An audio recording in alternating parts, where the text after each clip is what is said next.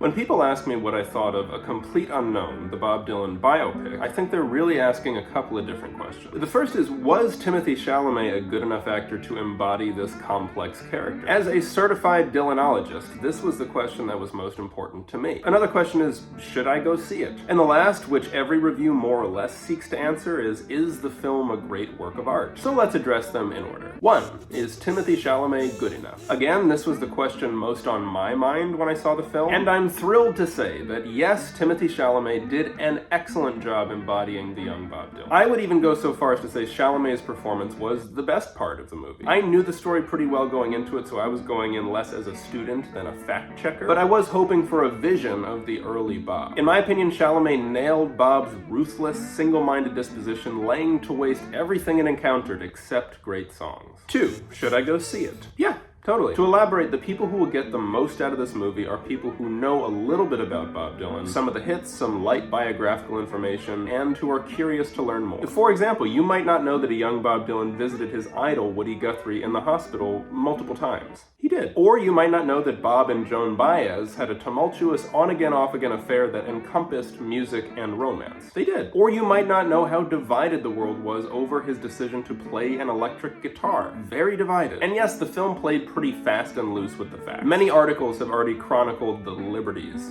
it took. But I don't care. None of the liberties it took were perversions of the truth, just convenient amalgams to advance the plot. So if you're new to the story, you'll learn a lot and you'll have some pathways for investigation once the film is over. If you're an obsessive like me, you won't learn very much, but seeing the era brought to life with atmospheric credibility, if not always factual credibility, will be titillating. 3. Is the film a great work of art? This is unfortunately the area where the film gets the lowest mark. A Complete Unknown suffers from a syndrome that afflicts many biopics. Wikipedia syndrome. The way Wikipedia articles summarize broad swaths of a person's life in a single sentence, biopics tend to summarize long intervals of time in historically dubious scenes. And again, in the case of A Complete Unknown, it's not the factual inaccuracy that bothers me, it's the sacrifice of depth. For example, you could make a whole movie about Bob's relationship with Suze Rotolo, whose pseudonym in this movie is Sylvie Russo, played by Elle Fanning. Suze was hugely instrumental in the young Bob Dylan's life. She made him more politically aware, she exposed him to art, theater, and literature that profoundly influenced his early songs. It would be a great movie. But instead, A Complete Unknown tries to touch on everything that happened between 1961 and 1965,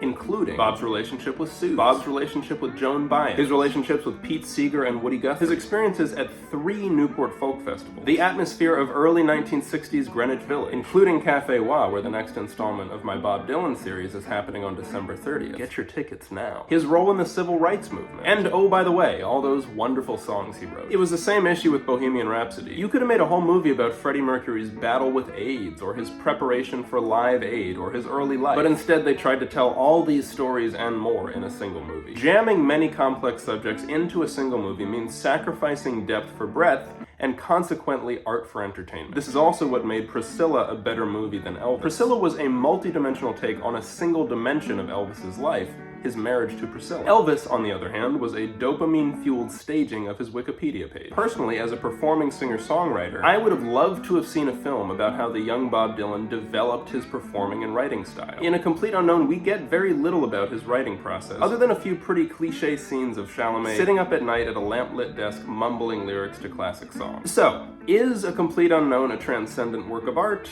No, I don't think so. But is it an interesting film helmed by a more than capable Bob surrogate? Totally. And for many Bob-curious listeners, it will create a path into his work that they wouldn't otherwise have had. So with all of that in mind, I give it a very honorable B+.